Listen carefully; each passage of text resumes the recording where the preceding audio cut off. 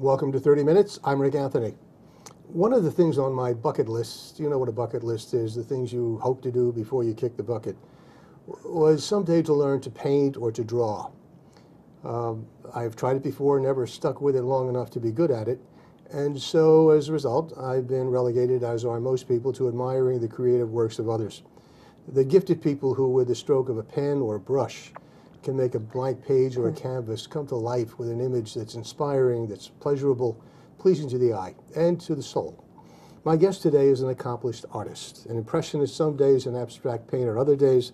My wife and I found Josephine Winsor on a beautiful Saturday afternoon at her studio, a historic blacksmith shop at the intersection of Providence Road and Goshen Road, I think it is, in Whitehorse Village in Newtown Square.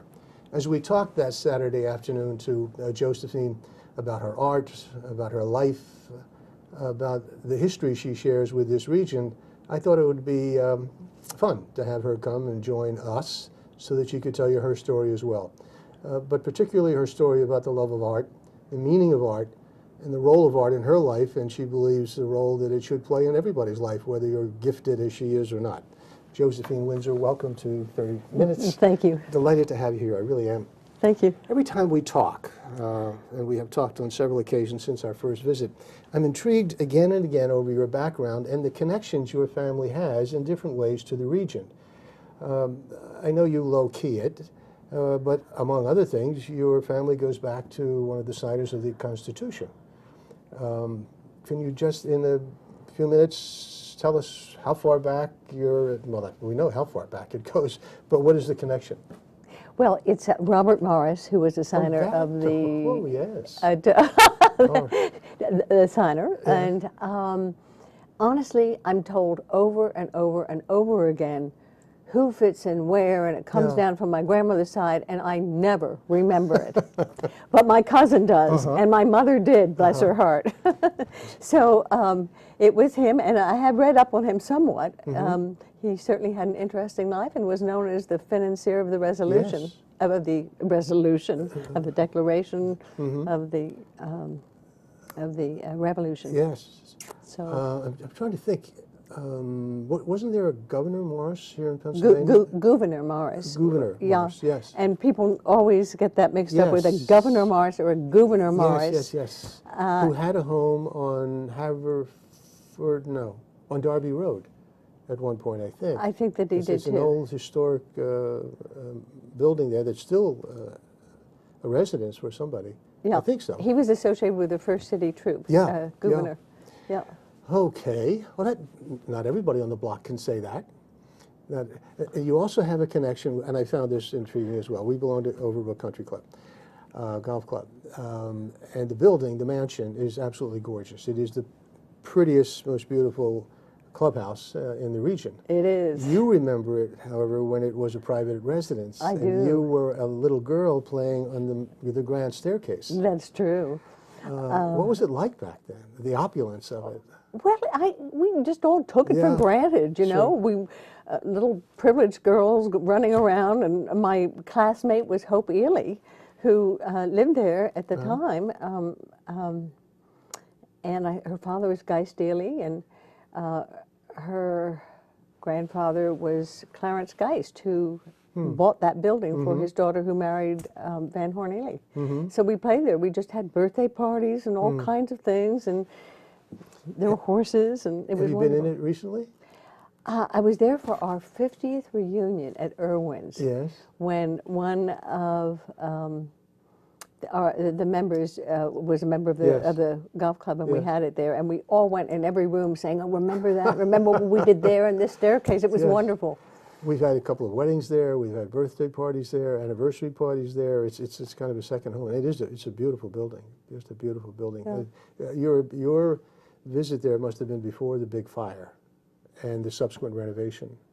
The fire was about 10, 12 years ago, or thereabouts. I graduated. If you figure it out. I don't want to know. I don't want to know. Why not? I don't want to know. I want to tell you. I don't want it to go out of public here. I asked a woman how old she. I don't want. I'm 76. Okay. Well, you're so graduating in 55, when would that be? I have no idea. Neither. I can't do it either on the spur of the moment. Okay. Well, you're an artist. You're not a mathematician. And I write. I'm not a mathematician. Well, when we talked about exhibiting, you also have a connection to Villanova University. Your family has a connection to Villanova Yes. University. A big chunk of that land, the campus today, was in your family. Yeah, that's true. Up at the intersection of County Line Road and Springmill Road. What is now St. Mary's Hall and the dormitories on That's the left, true. as I think.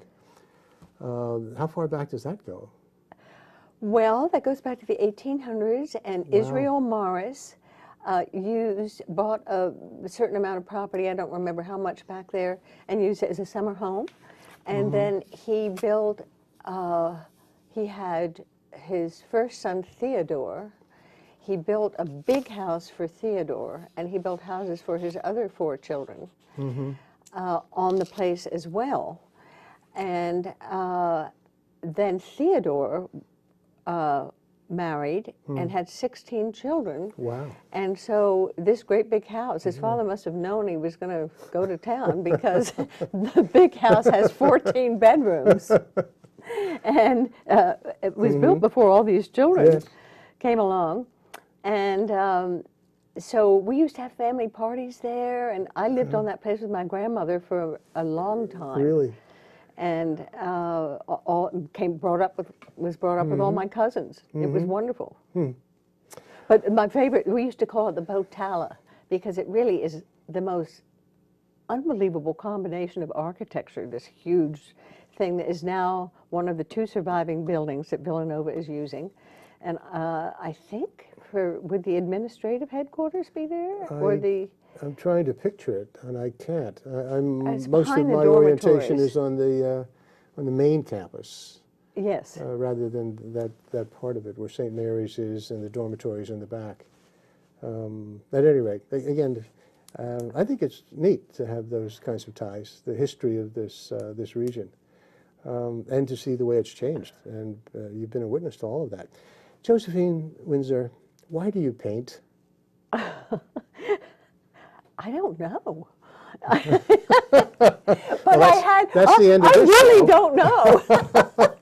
But I was thinking about that because I was speaking to a very wonderful artist and a friend of mine a couple of weeks ago, and he declared that painters paint in search of excellence or in search of something pure, and I'm not denying that, but I can't say that that's the reason why I paint. You know, it would be like, how come cows chew their cud? How come? Because it comes naturally? Yes, it's so organic. It's so naturally. There doesn't even seem to be an answer for it. But I did. I was thinking about this also, that I ran into, as we all do, a challenging time in life. Yes, only one. And one of my many challenging, many challenging times in life, and I turned to a therapist friend of mine, and she said, "So, what is your art like now?" And I wasn't painting. I didn't have a space or an arrangement to be able to paint. Other things were taking place, and she said, and I do believe this is a part of the answer to your question. She said, "This is how you connect with the deepest part of yourself and how you develop your spiritual life." And it's so true. It's when I go in to paint, there is nothing else that happens. It's a moving, active, deep kind of a meditation almost, where I let something organic come out and evolve, and also apply, hopefully, unconsciously bring to bearing those things that I hope that I have learned from an academic standpoint. When did you start to paint? Well, I think 3 or something like that, 3 or 4, like all children do. Yeah. Until it's Splashing trained out color. of them and they were told that they can't. But I just kept on going, and I remember, and I would, I mean, brag time. Go ahead. I remember having paintings that the headmistress of Irwin's used to put my paintings up on her wall. I don't know why. There was one of this element in the weeds, but the talent was recognized at an early age. I didn't recognize it, but somebody must have, because that went all through my school and You said something a moment ago that you were painting when you were 3 or whatever, and it wasn't trained out of you, as apparently it was in most people. That would suggest you believe everybody has a talent, and that our education system eliminates it, rids us of it, I do. stunts Yes. our creativity. Yes. In many ways. Not always, of course, because the good teacher will not do that. But when there is any kind of a criteria for art, this is good, this is not. Yes. And this goes on in the academics circles today. And anybody who has moved in the academic circles with art will recognize this, that there is a criterion, and you come away feeling either really good because you have reached that and somebody has said you're doing a good job, or you come away crushed because the teacher has dismissed your work or told you it's bad. But it makes you cringe and come back into a mold that is determined good or not. Did you not let that bother you, or did you learn how to deal with it? I never had it. For whatever reasons, I never met it. You didn't care? What they thought? I didn't come across that. Good for you. No, not good for me. I did not come across the situation who suppressed your talent, where anybody suppressed me in that. But I also, well, that's not true. I studied with it. No, that's not true at all. I studied with somebody at the Graduate School of the University of Pennsylvania Fine Arts, and without mentioning his name, I would he would come to look at my work after I painted a body of work, and he said to me, he said, Josephine, what are you painting? What's your purpose in painting? What do you want to paint about? And I said, I don't know why I said this, but I meant it. I said, I want to paint about love. And he said to me, have you considered seeing a psychiatrist? He did. He did. He was a wonderful painter, but man, that's the, can you, that's the point that I made. You are irrepressible. I'm sure you are. I wouldn't go up against you at any time. Now, you have studied in various mediums. You paint in oil, acrylics, I assume in watercolors and other things. No, I don't know how to do watercolors. You don't? They're beyond my comprehension. I think they're beautiful, and I've never done them. So it's oil and acrylics. Yeah, and a little mixed media thrown in with this and that. And when we walked into your studio, there was a pretty good mix of things I could understand. Pictures of landscapes and pastoral scenes and so on. Identifiables. Yes, thank you. Even I could see. But then there was this other area where splashes of color and images and the abstract paintings you do. Are you able to move easily from one to the other? Now. It took a while? I thought I had to go one way or the other. And it was just that thought that made me say, now I'm going to do this and I won't do that. Or, and vice versa. But no, it's as easy as anything. It's just like changing focus. It's like looking this direction 1 second, and why not turn around and look this direction the other? And they all have the same, for me, organic way of coming into being. But is it actually seeing the same image differently? It can be, but that's not what I do. Okay. So my abstract paintings are, I'm so visual that when a concept comes to me, I'll very often see it in abstract forms, not always, but often, see it in abstract shapes. So I'll give you an example. For instance, I believe, and as I study, that there is an influx of energy coming into our world and into us as awakening us as spiritual human beings now. When I have seen things in my mind that pertain to that, I see these holes in a web where the energy is forcing up through them. And that's the kind of thing that I will paint. So it means something to me, and it may mean something to the viewer. Does it matter but then to you? It may not. Does it matter to you that it means something to the viewer? Or that it mean the same thing do you intend it? Well, I like it when that happens, because it means, but it's not important. Okay. We have two examples of your work behind us. The one on the right is, I think, an angel. That's what I see. The small one. Is that close? Well, actually, it is. It is an angel. But no, it's close. It's not an It angel. is It's actually close. But I bought it because it was slightly identifiable. But it is, I mean, it's not one of my real abstract ones. Okay. But it's small. I have seen your more abstract ones. Much more They are abstract. splashes of color. Now, I can make out a defined image of some kind, I think, in most of them. An angel, which is, maybe that's what came to mind. You had painted angels, I think, or they look like angels. Way long ago, I did. Like 25 years ago. No, I there's did. nothing in your studio now that looks like an angel? Well, it looked like you an might angel think to it me. was. Yes, I'm sure it was. I saw it. And then there's this one. So about that one, just about that one, Yeah. that one to me is just about the authority that we as human beings are coming into, about how that we are able to send the light Okay. and all of who we are, our own higher consciousness, to other people. So that's what that's about. It's just like an angel. It is. Yeah, that's right. And this one, And these are rocks on a I hope they look on a like seaside. rocks. Yeah, they Do are. they look They're like boulders. rocks? They're boulders. And a seagull.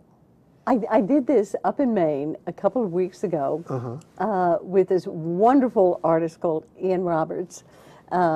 He was having a class out there, and so I just put that in because I think that it shows a very deliberate composition here, moving around, and hopefully it's identifiable. Let me see. I was looking at. We were in a shop, not too long ago, and it was after we had first met you. And it just strikes me that we were looking at something, and I asked how much it was, and it was a paint. It was very vibrant, splashes of color, and it was by an artist named Kaplan. I'm almost sure, and he worked in his youth in the Catskills, and the way he made his living was the Catskills. The guests would say, "Paint me this," and it would take him, according to the antique proprietor who had it, he said it probably took him 15 minutes to do it. And it was a scene, it was a snow scene, people sledding down, building, the whole 9 yards, lots of figures, lots of activity. He did it in 15 minutes. Is that a good artist? Is that good art to be able to do that? I don't know. I guess the answer is yes. if I'm he could do it. impressed. I'm impressed. Yeah. He must. It was a very nice pic. I He wanted must to have buy honed his skill to such an extent Yeah. that he didn't have to, mess around and change things the way I feel as There though I was have no to do all the definition. time. Not really. It was just there was enough there so you could make out that this was a youngster sliding down a hill, and another somebody up there, another somebody over there. Wait, was it like a caricature or a? No, not really. Then I have a friend of mine up in the mountains. His name is Juan Espino. He was a lawyer, came to this country, and he's a primitive artist. He loves to do buildings and people and cars and trains in one-dimensional primitive art. He's very good.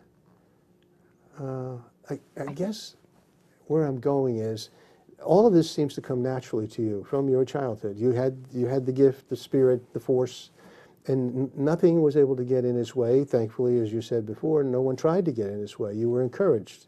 It was nurtured. It evolved. Whereas most other people, I mean, I told you at the opening, I'm frustrated because I think I can draw. I think I can. I used to when I was a kid. And I went back to night school to take lessons, but I got so involved in something else that I never really pursued it. But I think it's still in there someplace. And I'm sure there are many people. I give private lessons. I give private lessons. This is not Please a commercial. come. Oh, no commercial. Sorry. No, anybody No, but you know, you said something a moment. I gave the impression apparently that I was nurtured all the way through this, but Yes. that's not true. I No. wasn't nurtured. No. At all. It just is something that I just do. Mm-hmm. And so, because I came across my mother, R.I.P., died at 104, and I found in her letters Wow. oh dear, oh well, I was going to say this is too personal, but what the heck. I found in her letters from the school, from Irwin's, when we used to be tested, Yes. saying that your child, me, is highly gifted in all the arts, and she needs to be mentored in them. Because if she's not, and then it gave this doomsday description of what would happen to me, which might have happened, but my mother didn't know how, the family Yes. didn't know how, so I was not nurtured in this, and only really found, kind of came out of the closet, if you will, when I was in my late 30s. Oh, really? There was that hiatus then, a long hiatus. Yeah? No, I kept painting. Oh, you kept painting? Oh yes, I always painted. All right. I just... What happened when you were in your 30s? I missed something. When I was in my 30s, I hooked up with my first wonderful, absolutely fabulous teacher, Rita Canaday, in see. Atlanta, and she brought me through. Okay, so that took you to another level. Yeah. That's the point. You've had a long association with the Wayne Arts Center. I think you had some association with the Wayne Arts, and you have taught. You've been one of their instructors, right? I had. And I know teaching is something near and dear to your heart. You love to teach. I love it. What are your hopes and aspirations now for? Can I being tell you able to why teach? I like to Please. teach? Yes. Why Certainly I not like, for the money. Why? Oh, well, definitely, but that doesn't always No, happen. no. But why I love to teach is not that I think that I have. If I had to teach, and I've done this before, and I was a nervous wreck over it, where there's a thing that you have to teach somebody. But if I teach now and have done this for ages, there's a way that if I let go of everything without any expectations and meet the student wherever they are, that there is some kind of almost an alchemical creation that takes place, and we, both of us, find what that is, so that the student lifts up in their understanding and their creative expression. And of course, and that happens with me too, as that match takes place. And it's such a joy. I love to teach that way. Can you teach someone to paint, to create, if that person doesn't have innate creativity? Oh, we're not talking about you now, are we? Or we We could. We just might no, be. we're not. Yeah, I think so. You And think? I've seen that happen. Maybe we paint by the numbers. No. I've seen that happen because my teacher, Rita Canaday, she had a student that everybody kind of scoffed at because she couldn't paint the way the rest of us could. And Rita had her doing what is called blind contouring, and she was magnificent at it. And blind contouring is where you put your pencil, you look at the bottle, Yes. you have your easel here. You never look at the easel or the paper, but you take you pretend your pen is Yes. on right there, Yes. and you just start letting that wander around the object, and you get the most beautiful line drawings. And Joyce was magnificent, better than all the rest of us, because her mind and Yes. reference points weren't in the way. What is it you enjoy most about your life today as an artist? I mean, as you said, my wife and I kind of wandered into your shop. Although Marlene had passed it many times, she said, one of these days we're going to stop in. And I still remember, we walked in the shop, there was no one there at that time. You were in a field across the road, you were having your lunch or something, and you came running across like Julie Andrews, and the sound of music, with your hair flowing and so on. Oh my heavens! And I said, we just had a very pleasant visit. Well, you know, honestly, I love having people. What do I enjoy about my life most? I really, really enjoy having people come to the studio. They are the most, really, I'm not just trying to throw a compliment your way. For instance, this wonderful visit with you and your wife, not to not make you special, but it happens regularly. These wonderful people come that's in, great. and we No, have that's these great. wonderful conversations about, not necessarily about art Yes. at all, just about life. I love it. It's a way to connect with people. Do you write as well? Well, it's interesting that you should say would that, because think- I'm a closet writer. I'm a closet poet and a closet writer, and I'm taking my first writer's workshop ever. Good for you. With a friend of mine who has just written a award-winning book called The Last Daughter of Prussia, and she's having a writer's workshop at the Shore, and I'm going there because I totally trust her. But it's and poetry. love her. No, she's a writer. I do the closet writing Okay. of poetry and writing, but I've never shown any there, of that. Is there a novel in there someplace? No, No? no, just A short story. no criteria. No. You told me that you don't particularly enjoy painting commissioned art, commissioned works. Why is that? Well, kind of along the same lines that we've been talking about. It's if somebody says, "Will you do a commission?" and I can't resist saying yes, but I always put the caveat in that I'll do this, but you have to promise me that if you don't like it, you won't buy it. Sure. I've had somebody turn it down before. I really need to do that, because otherwise I can't paint the way I want to. Sure. I'm painting for you, Yes. and all of a sudden the walls close in. You know, there's some criteria. Will it be good enough? Is it what they want? And it just stifles my own creativity. Because of the passion you have for art and the value of art, it must pain you a great deal to see, as a result of budget cuts, what's happening in our public schools with programs in art and dance, performing arts, crafts, and so on, just being eliminated, cut out. Therefore, denying a whole generation of youngsters the opportunity to be exposed, to maybe experience and experiment with their own creativity. What other options do they have other than in the school system? Well, I think that I hope, and I believe, and I hope that it expands, that as parents become more dissatisfied with the school system, and granted not all of them have the option to even think this way or do this, that they provide other ways of educating their children, which will be better than anything that the school could offer anyway, because there are always such parameters. So that the I mean, as the parents are educated, as they know how important it is for children to draw, to paint, to move, to dance, there's so much more homeschooling taking place, because parents understand that the schools are not working.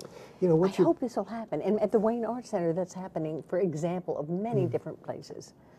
What you've been saying is somewhat analogous to the part of the world I live in, the entrepreneurial world, because some of the pundits, the writers, the so on, make the point that with regard to creativity and innovation in particular, we as a society would be so much better off if our school system, going back to your point, wasn't designed to stifle, to kill the natural forces in a youngster. And the suggestion is just watch a child with a paintbrush, with clay, with something. Create, innovate. And then we slam all of these rules around that because of the need for discipline and conformity and all that stuff. And we just suck it out of them. And then they turn out to be just cookie-cutter people again. I'm using a bit of hyperbole to make the point. No. The cookie-cutter thing is just so relevant, because it makes me think, it makes me remember that a friend of mine asked me if I would come in and work with her in an inner-city school class. And we did, and it became a very unique experience for each person there. It was wonderful. Well, you live an interesting life. I'm delighted that you invited us in to be part of it. I look forward to coming out and visit your studio again, which again is located at the intersection of Goshen Road and Providence Road in Newtown Square. Yeah. And your hours, do you have hours? I say that they are that I'm open at 9, and I get there when I feel like it. Usually every day, probably somewhere more realistically 11 to 4. But Saturday afternoons on a pretty day, not a bad idea to stop by. Thank you so much for being here. Thank you very much. My pleasure. Until next time, this is 30 Minutes. I am Rick Anthony, and if you have a moment, drop out to see Josephine Winsor and enjoy her art, but most of all, enjoy just spending some time with her. Take very good care of yourselves.